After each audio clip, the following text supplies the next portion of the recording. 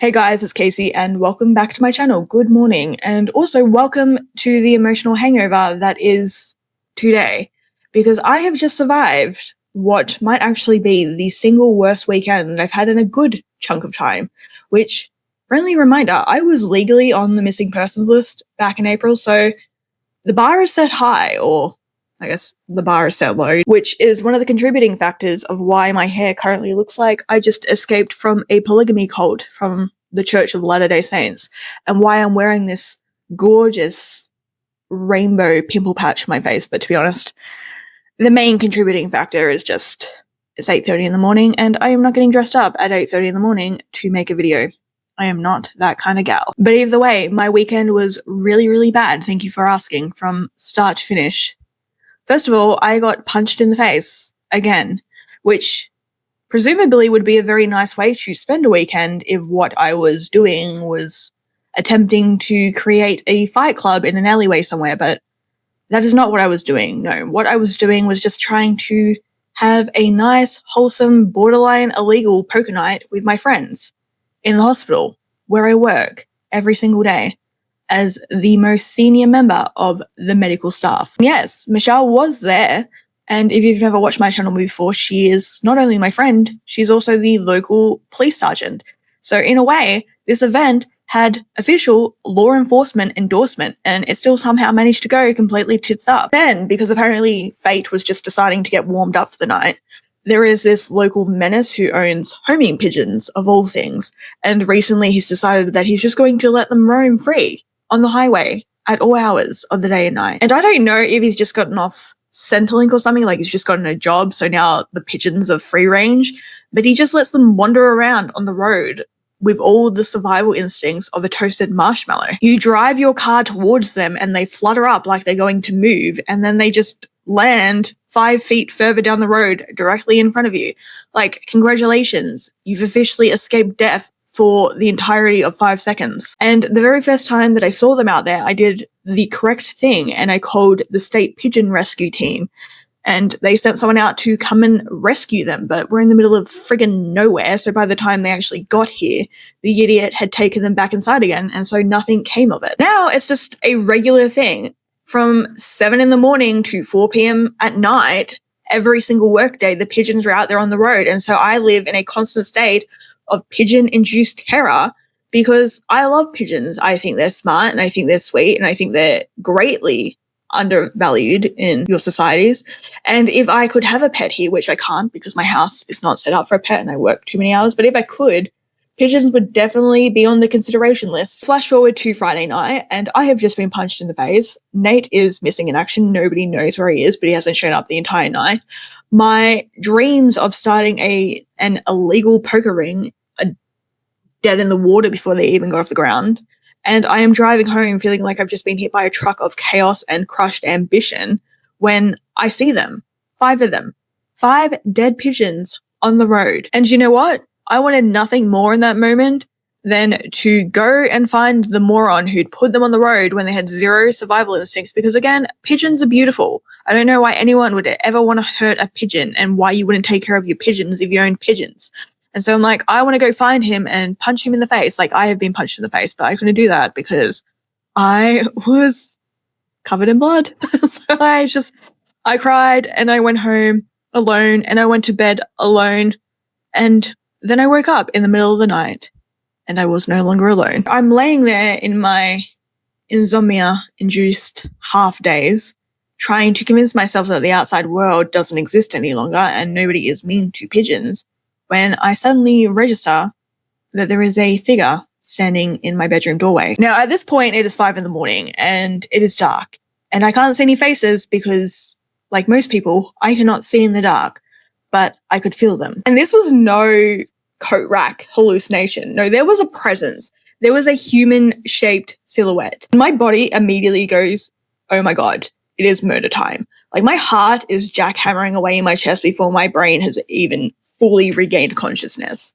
And I'm sweating. And this is not like, oh, the regular, I've slept under too many blankets kind of sweat. No, this is somebody is in my room, somebody is in my house, and they are about to peel off my face and wear it to brunch. kind of sweats. Now, the very second that my brain catches up to my heart about what's happening here, that there is somebody in my house uninvited and I don't know who they are or what they want, it immediately jumps to the conclusion that this is clearly a consequence of my last video. The Dress Levesque has decided that for once and not for all, he is going to teach me what consequences feel like, which I do get a little bit because I had just posted that completely unhinged video about how I wanted to sleep with him and acquire a vial of his saliva for science, whatever. Point is that if anybody was going to break into my house to prove a point at 5 a.m., it would be Dress Levesque. So at that point, my heart calms down a little bit because I'm like, oh yes, that makes perfect sense. I lay there and I am fully convinced that it is Dress come to return my undiluted thirst for his bodily fluids with good old-fashioned bodily harm. But it wasn't Dress Levesque. It was so much worse. Because the figure, upon realizing that I am now awake, decides to flip on my bedroom light.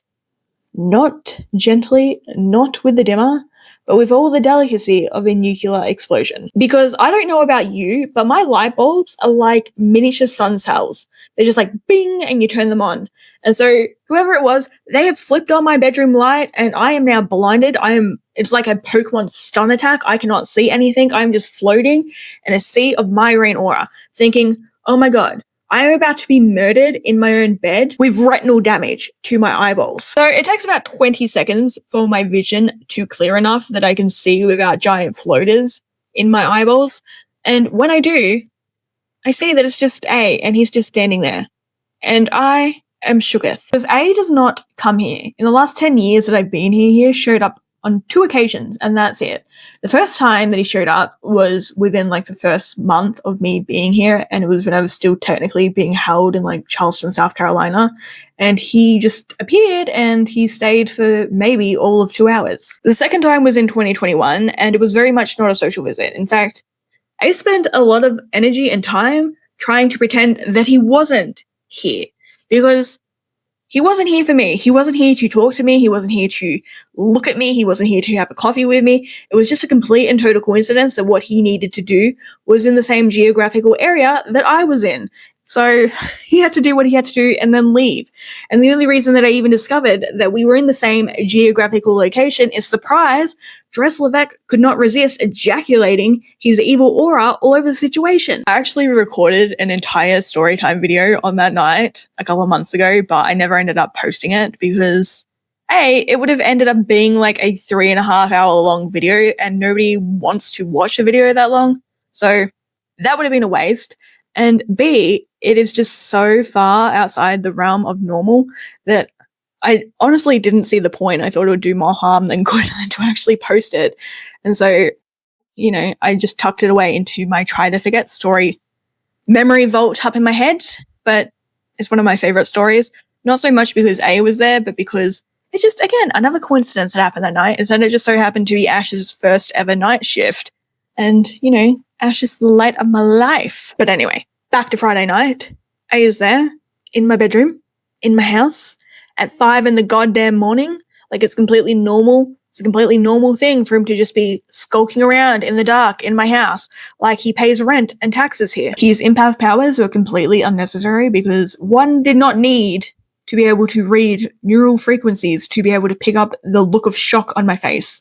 It was all right there, open book, big, giant red flags sticking out of my eyeballs. And he just goes, hey. And I, the picture of poise and preparedness, respond, hey, because what else do you say when a baby god materializes in your bedroom at the friggin' ass crack of dawn? So now that he's made it clear to me that, you know, it's him and it's not some unnamed serial killer climbing in through my bedroom window, though, to be honest, I think Hannibal Lecter would probably be a better face to wake up to unexpectedly in the middle of the night. But he turns off the light and he climbs into the bed next to me, which is okay. I mean, we've shared a bed before, like 100 times, if not 1,000 times. But that was before. But that was before because he doesn't really sleep anymore, not unless he's completely and totally sedated. Think Datura, think fentanyl. Not that I've ever actually tried fentanyl on him, but knowing the chemical makeup, I would assume that it functions very much the same. But, you know, fentanyl doesn't really exist where we come from, so it's not something that we've ever tried. So I can't actually speak on whether or not it would work. And even if it did, like, it's not like he sleeps. It's kind of more like a human robot reboot napping for 4 hours kind of thing. Anyway, we're still in my bed. We're in my bed and I am laying there and I'm trying to process everything that's just occurred in the last 3 minutes. And he leans over and he asks me, do you need anything? Can I get you anything? Do you want like a coffee or a Dr. Pepper or morphine? And I, being extremely optimistic, say, yes, I could really go for a boba milk tea right now. And then, of course, the next thing that I know, I'm holding a cup in my hand, complete with stubby lid and milky liquid and a pearly plastic straw that has been banned in Australia since COVID times. And it smells like a combination of heaven and Victorian London. So I finished drinking my drink in record time, and A turns to me and he says, in the dark, and he's like, do you want to talk about it now or do you want to talk about it in the morning? And I'm like, well, it's 5 a.m. right now and I'm going to go back to sleep. So we'll talk about it in the morning. We do not talk the next morning because morning never happens. Not really. The next thing I know, I've opened my eyes and it is 2 p.m. The entire day has just passed me by like a dream you just remember the corners of. I'm halfway convinced that I'm hallucinating this entire experience. Within like an hour of waking up, I'm convinced that I am hallucinating this entire thing, that A is not really there, and I have officially lost my mind. Even when I'm sitting here at the table, he's sitting in the chair right next to me, I'm still convinced about this. I'm sitting there watching him eat toast, watching him chew it like a cursed marionette, and I'm like, I should really consider like calling for some help right now. But we ended up watching Practical Magic, which, by the way, is the absolute perfect movie to watch when your interdimensional best something shows up unannounced. Come 6 p.m, it starts getting dark, as it always does in winter, and I don't know how we came to the consensus. I'm going to assume that I suggested it because I can't imagine A suggesting it, but we went and got fish and chips for dinner. So we placed an order, drove down, picked it up. Now, the woman who works at the fish and chip shop, her name is Clara, and she's been working there since like time immortalized. She's been working there forever. So I go in, I get out my card to pay, and A is standing behind me. He's looking at the drink case. I think that's what they're called, drink cases, where you get your drinks. And I'm like looking at him, I'm looking at Clara, I'm looking at him, I'm looking at Clara, and I lean over the counter and ask in a very calm, very normal, very average voice, hey, Clara, can you see that man standing over there at the drink counter? Like, can you see him? Is there a man standing there? Because at this point in time, I have been awake for 4.5 hours, going on 5 hours. And I have made peace with the fact that I am hallucinating this entire event. Like, this is not happening. This is not real. A is not there. This is all just a figment of my very mentally ill imagination. So I say this to her and I'm fully expecting her to respond, like, no, darling, there's no one there. Like, what's the issue here? Before I am very gently escorted to the psychiatric unit of the hospital that I work in with a blanket and a tranquilizer. But no, Clara, she just looks at me like I'm the village idiot, and she's like, yeah. Like, duh, there's a man there. Like, what's the problem here? So it's been confirmed to me at this point that other people can see A and presumably interact with him. I don't know if anyone did interact with him because I was so like, what the hell's going on here? I don't understand. And I don't know if I want to understand what's going on here. But we got our food, we went home, we sat down to eat, upon which I was forced to sit here in this very spot at my own dining table and watch A as he ate a corn dog. Watching him eat a corn dog is like watching Jesus eat a Big Mac or watching a baby do parkour. It's something that should not be happening. It is fundamentally incorrect on every conceivable level. So with me naturally being the queen of the smooth transition, I turn to him mid-bite and I ask, what the hell are you doing here? I watched my last video and he informs me that I am missing the big picture. Not about the world. We're both painfully aware that the modern West is rapidly circling the drain, but it could be a lot worse. In fact, it will be, because you're all past the point of no return. Every other intelligent being has begun quarantining the solar system in fear of what is to come, because the current civilization is doomed no matter what. It's just a matter of time, which is exactly why A is here, to observe the downfall and catalogue the decay. Blah, blah, blah, blah, blah, blah, blah, blah, blah, blah, blah, blah, blah. All of which, by the way, I did not need him to tell me about because I had already figured that out for myself. I had already pieced the puzzle together because despite popular rumor, I did actually pay attention in history class and I do possess the very radical skill of deductive reasoning. But according to A, I'm still missing the bigger picture here, the one that includes me. The reason why I get to be the one to tag along in this lovely downward spiral. Apparently, I've been dumped here as a mercy, a mental euthanasia, if you will, because, and I quote, "You have never been truly happy a single day in your entire life." And he says that that is not fair on me because I give a lot. His words, not mine. So he intends to be here into 2090, yes, 2090, because that is as far as he can stretch it without getting a bad headache. And he thought, I might like to come along as company. It could be his gift to me, a terrible, passive-aggressive gift, but a gift nonetheless. Just as a side note to that, I personally function under the assumption that A has had a, quote, bad headache, unquote, for every waking moment of his living existence, and he doesn't actually know what it feels like to be without one, but I digress. The point is that 2090 is his cutoff, and we need to clock out before then because that's when all the good stuff starts happening. When pushed, I at least had the common decency to admit that this is by no means a good gift. It's hardly paradise. It's not fun to be here. Like, yes, the world absolutely does suck at the moment, and I'm not going to deny that at all, but it does suck in a very reasonable, manageable sort of way. Rents are ridiculous and people are insufferable, but at least the sun continues to rise each and every morning, which is not always going to be the case. I mean, yeah, technically speaking, it will be the case because the sun is the sun, so it's going to continue sunning. But for a very brief but terrifying period of time, people are not going to be able to see the sun rising. And the fact that we don't have to live through that, you don't have to live through that, and thankfully I also don't have to experience that, is a blessing. And in fact, this entire era is a blessing because in the grand sweep of history, it doesn't matter. Nothing you do here is going to matter. There's no empires to uphold and no wars to bleed for. There's just me and my crappy little town and my crappy little job and my crappy little hospital with my stupid, sexy Freddy novelty mug and my shitty flat that smells vaguely of carpet glue. Like, this is the calm before the storm where people still listen to Taylor Swift and genuinely, wholeheartedly believe that brunch can cure loneliness. Which I guess is the exact trick of why I'm here in the first place. This is not a time of tragedy. I mean, it's also not a time of great triumph either, but it's definitely not a time of tragedy. It's just a time of delay, the calm before the storm. A cul-de-sac in the stream of time. Apparently, it's just a soft-edged holding pen where I can sit quietly and not suffer.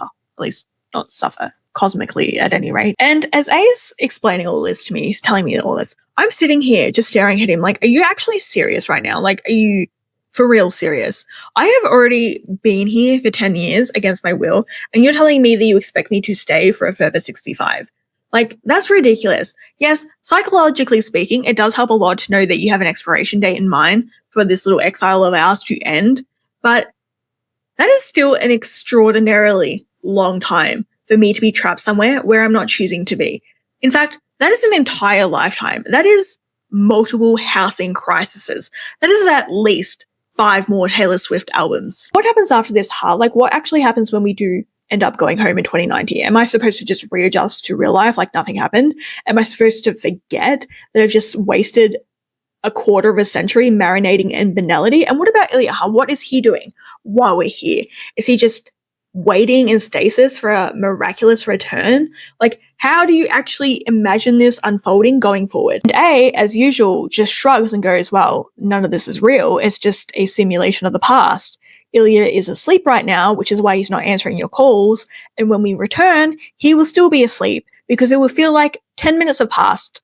That's all. And then he goes, here, I will show you. That's when something started to feel wrong, like off, proper off. The last 10 years I spent here, just the memories started to slip. Not fade, not blur, but physically detach themselves. It was kind of like an entire week of memories vanished. Then another. Like, some emotions lingered from those weeks, but there was no context to them. Like I could feel them, but there was no context. Same with facts. Like there was some facts that I could recall, but they just kind of hung there like hollow and unexplained. It was like I could physically feel the events of the last decade melting away into a vague, swirling impression. And the very last thing to go was the sensation of time. It was exactly like trying to remember a very complex dream an hour after waking. Like, you know that it happened, you know that there was something there, but you just can't find the correct thread to pull on. And so I said, dude, unless you are legitimately planning on pulling the plug right now, stop trying to inception me, you douchebag. Then, just like that, all my memories snapped back into place, time settled, and reality reattached itself to my mind, and everything started moving forward again like normal. And then after that, the conversation drifted back to the idea of happiness and the pursuit of happiness and how I've never experienced true happiness in my entire life. And so I thought it was a good idea to bring me here so that I could experience the joy of it firsthand. Whatever. I'm taking my hair out. I'm sick of looking like a Mormon wife. Now, have I ever been really, truly happy in my life? No, not particularly. But on the flip side of that, I've never been really, truly miserable in my life either. I mean, I've been circumstantially miserable when things aren't going so well. And I think that anyone in the same circumstance wouldn't have been, jumping with joy. But I've never been particularly miserable, which is something that I don't think a lot of people can say. I certainly can't say it because he is without a doubt the most miserable person that I've ever met in my entire existence. And he's been that way since the day that I met him. And he was like a child when I met him, and he was still miserable, and he's only gotten progressively more miserable as time has gone on. So forgive me if I wasn't jumping with joy to be lectured by the most miserable person that I've ever met. So yes, I might never have been completely and totally happy in my life, but you know what else I haven't done that other people might have done over the years? I've never started a war or committed a genocide in a fit of rage, and so apparently that is now grounds for exile. That is where the bar is now. That is the new metric. We lived on that island for a very, very long time, all three of us, with very little to do in our day-to-day lives than to sit around and think and hope that we didn't dissolve into them. And so you can believe me when I say this, and I'm going to make it crystal friggin' clear, okay? There is not a thing to be thought that I have not already thought. Every corner of my mind is already mapped. Every shadow is labeled and archived. Here's the thing. I know myself. I know myself extraordinarily well. I know all my strengths and I know all my weaknesses to the point that they cannot be used against me because I made peace with them a very long time ago. For example, I know for a fact that my complete and total disinterest in romantic relationships stems from early attachment issues. I know that I have a strong preference for watching other people participate in things like romantic relationships rather than participating myself, because if I was to participate in it myself, then I would have to open myself up to feeling something. And if I open myself up to feeling something, then I open myself up to getting hurt. And I cannot deal with the idea of getting hurt. And so I don't participate. I know all this. I do not need to be shafted into another time and place to go through a crash course to learn it about myself. It's something that I already know. And so if I'm to be completely honest and truthful here, not only is it something that I already know about myself, it's something that I am very comfortable with and quite frankly have no intentions of changing. Like everybody else, yes, I do have an ideal image of what my life would look like in a perfect world, but unlike everybody else, I am completely and totally all or nothing in everything that I do. I do not want a watered down version of that life. I'm not willing to settle for close enough, and I am not about to accept an LD equivalent of that joy. If reality cannot match that image in my head, frame for frame, then I would rather not have it at all. I would rather go without. In no way means that I'm incapable of love or connection or intimacy. It just means that I require something along those lines to be real and rare. And unfortunately, those two qualities tend to fall on opposite ends of the supply chain. Yes, I had a very good time in my relationship with Alex, who I met in Vegas within my first year here and I remained with for 4 years. It was my first ever true romantic relationship ever, which is actually not saying a lot considering that I got married to a gay man when I was 16 and had a very long and prosperous career as a professional beard. But, it's not exactly the blueprint for romantic exploration. But that doesn't mean that I resent that, because I certainly don't. I was very good in that role and I enjoyed being good at something. And if I had to do it all over again, I wouldn't change a thing because that version of my life made sense to me.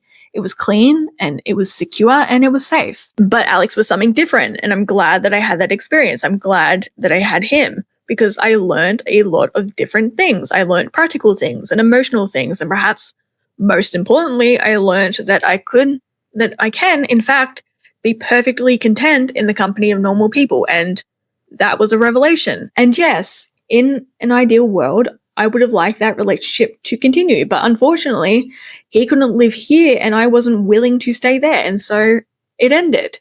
Not with fury or betrayal or melodramatic door slamming, just geography, just distance. And I can't exactly claim to be devastated by that. I feel a lot better for having had that experience. I don't lie in bed every night replaying it in my head like a traumatic film reel. I don't eat chips and cry into my phone over what could have and should have been. I'm not built that way. I'm not driven for romantic connection. I'm not even particularly sexually driven, if we're to be completely honest. In another time, in another place, I very honestly might have stayed with Alex forever, very quietly and very contently, but that is not this time and that is not this place, and that is okay. Okay, it's an hour later and I'm back. My hair is an even bigger mess than it was at the start because I had to go meet Ash as he cooked lamb shanks last night, and he said if I wanted any, I had to go pick it up right now before anyone else ate it. So that's what I did. I got rained on. My hair is now a mess, but we're just going to push forward with it because if you've watched this far, you probably don't care that my hair is a mess. So onwards and upwards, I guess. Anyway, as I was in the middle of explaining before I so rudely abandoned this project to go and get food like the big back that I am, yes, in theory, I would absolutely love to have the classic setup, the full picture. Husband, 3 children, matching Christmas pajamas come the morning of December 25th. I can see it in perfect clarity. I can tell you exactly what my dream husband looks like, what tea he drinks in the morning, what tone of voice he uses when one of the children have a tantrum. Speaking of my imaginary children, I can see them so clearly in my mind that I can tell you which one of them has a freckle behind their ear. I can tell you the name of our family dog. It would be Rufio, if you're interested. But that's just it. It's not real. It's a fantasy. The reality of that situation is that I have been a mother before and I was not a very good mother. And that is not a feel sorry for me thing. That is just an objective truth. Yes, there were circumstances around that were outside of my control. There were structural issues, emotional fractures, outside pressures that made things significantly more difficult than they necessarily needed to be. But what I can't do today, right here, right now, is to sit here and hand on heart, 100% say with certainty that if I was to have another child today, tomorrow, 10 years from now, that I would be any better of a mother now than I was back then. I certainly like to think that I would be a better mother if I was to have another baby. I have learnt so many things since I was last a mother. I have changed in so many different ways. I've hardened in a lot of ways and I've softened in others, both of which would be incredibly beneficial to motherhood. But would I be better? I don't know. I cannot know that because I'm not currently a mother. I don't currently have children under my care. And the stresses that you experience under motherhood are very, very unique and you cannot experience them in any other capacity. So yes, I might be more genuinely patient across the board. I might be more attentive, more nurturing, less selfish. But I don't know if you were to put me in a situation, I cannot say with clarity, that if you were to put me with a baby for a week with no help, no assistance, low money, whatever it was, that I would be any better, because I do not know that for certain. And the other thing that I know, because again, I'm extraordinarily self-aware, is that when I see that future scenario, you know, that cozy life, that loving family, those matching mugs and the squabbling siblings, I feel an overwhelming ache of want towards it. But I'm not wanting a family. I'm wanting that family, that husband, those children, the ones that exist only inside my head. Let's just hypothetically say that I do decide to accept this opportunity and I completely lose my mind and open a Tinder account and I go on there and I find myself a husband and we get married and we build that family that I so desperately crave. What happens when my hypothetical real family fails to measure up? What happens when my actual children and my actual husband fall short of the imaginary standards that I've built up in my mind? I'll tell you what happens. Not only am I now irrevocably disappointed and bitter for the rest of my life that I'm here, I'm now also actively miserable which is apparently the one thing that we're actively trying to avoid here. Because in this hypothetical scenario, I now have a life that doesn't match the one that I actually wanted. And I do not know how to live with that dissonance without resenting absolutely everybody in the room, including myself. That was actually one of the huge hurdles to me being in a relationship with Alex, because had I truly wanted to, had I put a little bit more effort into it, I probably could have struck a deal with my handlers to ensure that we could remain in the same geographical location. But I didn't try to do that. I could have tried to do that, honestly. I don't think that my handlers would have denied it. They would have tried to make something work because they do genuinely, on at least surfacely, want me to be happy because they get more observation from me in doing it that way. But I wasn't inspired to do that. And it's not because Alex did anything wrong. It wasn't because he was unkind. It was just because he was painfully normal. He was just an average, good, kind man. But unfortunately for him, and unfortunately for me as well, I guess, I am still completely and totally in awe of superficial things, which is something that A knows about me, and so I'm not going to pretend that I'm not. I haven't changed that much since we were last together in the same freaking room. Well, not the room, because we were in the same room on the weekend, but, in the same place at the same time. And, I'm still completely and totally dazzled by status and beauty and the illusion that somebody is above me. That's one of the main reasons that I was so content in my marriage to P, because P was leagues above me. Leagues. And that is not me sitting here drowning in a puddle of poor self-esteem. That is just an objective truth of the situation. Like I've said, I am incredibly self-aware, so I know myself and I know my own station. And I know that under any normal circumstances in which I had encountered P, we would have never been together under any circumstances outside of an arranged marriage. Not that our marriage was, traditionally arranged, our parents didn't arrange it. I'm not going to explain it. You can go watch the video. There is a video on it on my channel. It's pretty easy to find. But that marriage, it worked incredibly well for me. I was very content in it because it did wonders for my ego. It did wonders for my self-esteem, and it did wonders for my social standing. P made me feel elevated, which is something that Alex couldn't do, because Alex and I, we were equals. In every single capacity, on every single level, we were on equal footing. You looked at us together and you'd go, yeah, that is a couple that makes sense. We even had that weird kind of thing going on where we sort of looked a little bit like siblings. And I knew moving forward in the relationship that this was going to become an issue. In fact, it was already becoming an issue for me in the relationship. And it's not because of Alex. It's not because I was looking down on him in any way, shape, or form. It's just because me personally, I don't know how to feel enough when I am not being elevated. And I have a very similar problem with the idea of having children. Now, I have had a child before, so I know beyond a reasonable doubt that when you have a child, you love that child unconditionally. That is the baseline. That is the chemical override. I've been through it. When you have a child, you love that child, regardless of who that child is. But since I was last a mother, I have since spent many years living inside my own head, imagining children who do not exist. Children with perfect personalities and perfect appearances and perfect achievements. Imaginary children who do not throw tantrums in Target or color the walls in with Sharpies. And no real-life child could ever hope to measure up to them. That doesn't mean that I wouldn't love any real child that I had. Of course I would.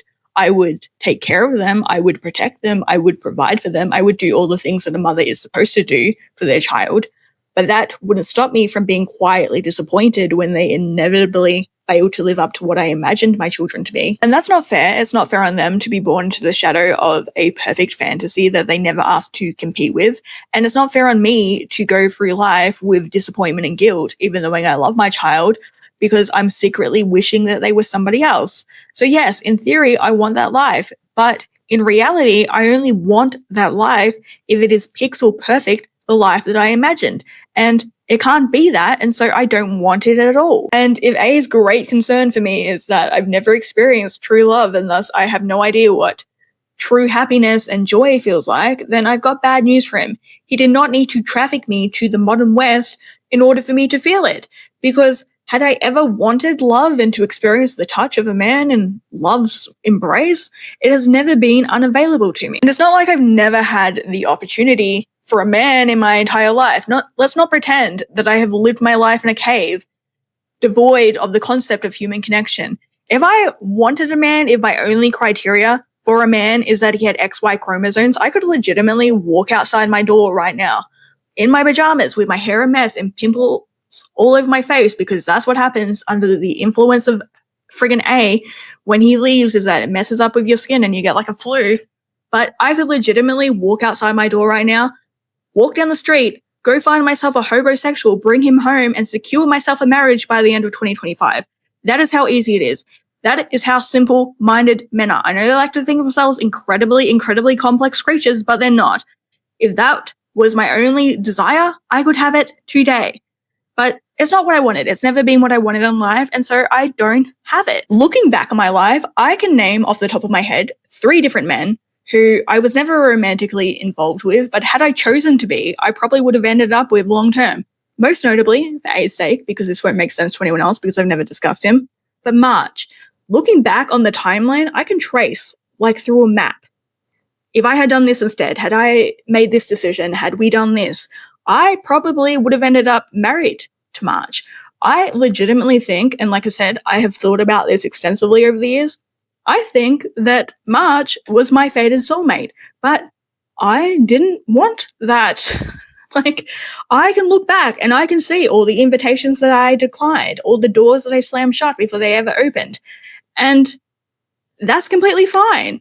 Like, love was never absent from my life. I just didn't pick it. And that was always my choice. And that's really the root of pretty much everything in my life. Not just romantically, but everything. I've been given a million opportunities in this life.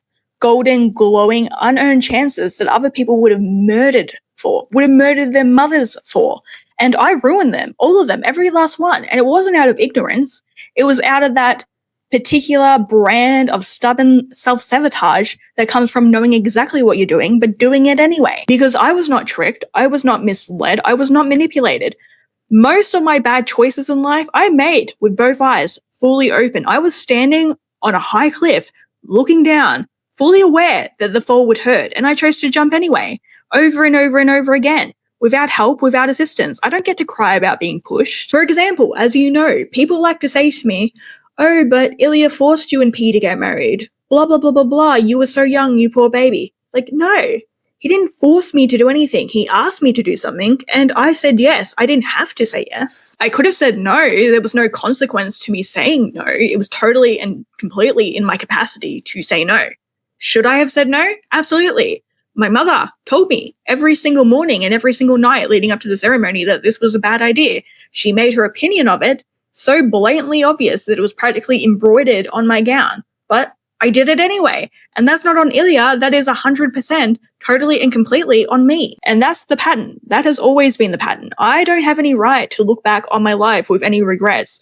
And I'm very lucky for that, because every single bad decision that I've ever made in life, I chose of my own volition. The consequences that I have faced in life are not so much as punishments as they are the natural outcomes of my own damn decisions. And yes, there have been certain circumstances in life that I could not control, but that's true for everybody because life is unpredictable. There have been moments, weeks, months, an entire year that we were together in Blenheim that were shaped by things that I didn't ask for and couldn't prevent. But let's not pretend that those moments came out of nowhere. The situations that put me in harm's way, I walked into them. I built the roads to them. Even the things that were outside of my control, they were further downstream from choices that I made. I know that. I own that. And I also understand and acknowledge that this is one place in life where A and I differ. Many places in life where A and I differ, to be honest. Because unlike me, most things that happened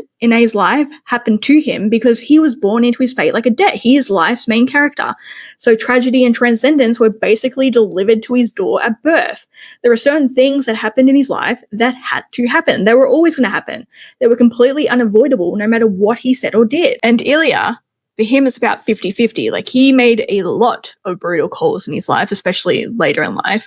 But a lot of what has shaped him was shaped for him and around him. But me, I had so many exits. I had so many chances. I had so many opportunities to jump ship before it started to sink. And I chose not to take them. I saw exactly where the ship was headed and I chose to stay and I chose to double down. And that's not on fate. That's not on the universe. That's not on anybody else. That is 110% completely and totally on me. So I get the appeal in bringing me here in the pursuit of happiness. I understand that from A's perspective, him bringing me here on this little relocation experiment is an act of mercy. It is a kindness. I can appreciate that because I appreciate that this is just another way that the three of us, the very, very many different ways that the three of us differ from one another. Because I'm a shit happens, get over it kind of gal. That is my whole operating system. When something bad happens in my life, I process it as best as I can, I handle it, and then I move on. I do not carry it around with me like a cursed heirloom. I do not build shrines to it.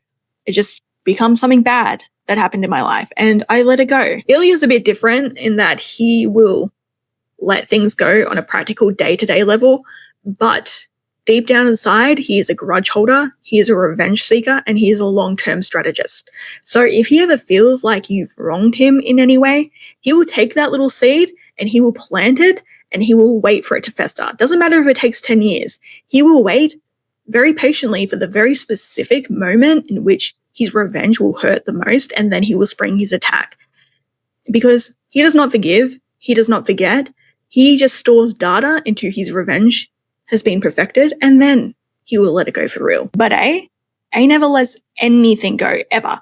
It doesn't matter if what happened last week, or if it happened when he was 5 years old. He just keeps hold of it all the same. Every betrayal, every injury, every fleeting moment of confusion or fear or abandonment, he just holds on to it and lays it on top of everything bad that's ever happened in his life. There are certain things that he to this day still needs to be persuaded to want to live without, even though he's been surrounded by nothing but good things for a very, very long time now. But yes, from his perspective, he thinks that bringing me here to this slow and soft and emotionally deranged society is an act of grace. It's a gift. He thinks that I need space to heal, that I need time to reset and start anew, because deep down inside, that's what he needs. But here's the thing. I don't need that. I don't need a refresh. I don't need a clean slate. I don't need the illusion of safety that the modern West offers in lieu of any actual meaning. There is nothing here that I can get that I can't also get at home. So I said this to A, not in as many words, obviously, but the general gist, that I completely understood why, from his perspective, this seemed like a great idea. A real win-win situation, because at least on paper, it appeared to align with what was my greatest desire, while he was already probably planning on coming here in the first place. So it was basically two birds, one stone. Very efficient. The problem is, though, that my greatest desire is exactly that. A desire. A dream. A concept that I enjoy circling from a distance. Yes, I enjoy imagining the children and the husband and the dog and the Christmases and the partridge in the pear tree, but enjoying imagining something and actively wanting to live that something are two completely different concepts. And even if I did actively want to live out that dream, I most certainly don't want to live it out here. I have trust issues under the best of circumstances. You do not end up where I am by gliding through life on a raft of secure attachment and healthy emotional regulation. Dating in 2025 would ruin me. Getting on the apps and swiping right on people whose entire personality is protein powder and podcast recommendations, sitting across from strange men at dinner, nodding politely while they explain to me the blockchain and why women aren't funny. No, absolutely not. I would legitimately rather get that emotional void in my life is already well and truly filled. Thank you very much. They Nash, between the two of them, do a fine job of filling those boots. I do not need another man in my life. They send me texts, they bring me snacks, they're doing a fine job of keeping me sane. I do not have neither the will nor the mental capacity to be dating in 2025. And so I told A, I said, if you are hellbent on offering me some kind of penance or cosmic treat, there is one thing that you can do for me that I actually want. And so I told him, I want to be a worm. I want to be a mind worm. I want to be a voyeuristic little parasite. Specifically, I want to burrow into the mind of Alana, who is Ilya's mother. I want to observe the entire time period from when she's like 14 to about the day before we meet for the first time. I don't want to be her. I don't want to control her. I don't want to influence anything. I don't even want her to know that I'm there. I just want to watch. I want to observe. I don't want the husband. I don't want the children. I don't want the opportunity that you're trying to give me here. That's what I want. I want to watch Alana. That is what I've always wanted. And of course, A being A immediately responds, no, Ilya would hate that. Which, yes, obviously, he would hate it. He would throw an Olympic-sized swimming pool bitch fit and probably punch the door just to express how violated he felt by the whole thing. But that is not the point that I'm trying to make here. The point that I'm trying to make is that, yes, I know that I have never experienced the highest highs of euphoric happiness. I am not tiptoeing through the tulips, but that doesn't matter, because you know what does matter? The fact that I am not exactly miserable in my life either. I have been extraordinarily content in the role that I casted myself in many moons ago, long before most people ever cast themselves in a job. I enjoy being the ghost in the corner with no skin in the game, but every ounce of attention on the players. I like being a watcher. I enjoy it. I enjoy doing what I've been doing since the dawn time. I do not need to be recasted into a role that I never asked for, which is a lot more than most people can say about their lives. Most people end up where they are through no choice of their own. They just end up there by chance. I did not end up here by chance. I chose to be here. I actively chose to pursue the role of a watcher. It's what I enjoy doing. It's what I want to do in my life. It may not be ideal, but it's my life. It's what I have chosen. So anyway, A spent the entire weekend with me from Saturday, early Saturday morning, basically still Friday night, to Monday afternoon, the entire time. And we had a lot of fun, even though it was very, very weird to see him in that context and watch him eat highly processed food, which was also very fun. So we just did things like we had a midnight disco one night in which we just danced around. And I even cracked out my old disco ball and we had that dancing around and spinning around, and it was a lot of fun. I decided that the song that I was going to pick for him that would remind me of him for the next 70 plus years I'm stuck here is Our Song by Elton John. And we also ended up watching Lena Dunham's new show, and I pointed out to him that those are the exact people that he was forcing me to interact with on a daily basis, and didn't he feel bad about that? But just as a side note, I actually really like that show. I really like Jess. I know a lot of people didn't like Jess, but I thought that she was really sweet. I'm like, I don't think I would like to be friends with her, but I would like to be friendly adjacent with her, friendly acquaintance with her. I think she's really sweet. But yeah, I pointed out, don't you feel bad that these are the exact people that you were forcing me to interact with on a daily basis? And do you think he felt bad about that? Absolutely not. He did not care one bit. He more or less just told me that that was tough shit, and my options were basically just to hang out here until he was ready to leave and make the best of a bad situation. Or if I was really, truly unhappy, I could come and chill with him where he stays and we could just watch the world burn together. And I was like, that's a really interesting proposition. Let me sleep on that. So yeah, that was my weekend at Bernie's. It's over and done with. It is no longer the weekend. Clearly I am still here, physically speaking, but also physically speaking, I now need to go and jump in the shower because I am going to head over to Ash's house and we're going to watch Wicked, because despite the fact that both of us are huge Wizard of Oz fans, we haven't seen it yet. So that's what I'm going to go do now. Bye.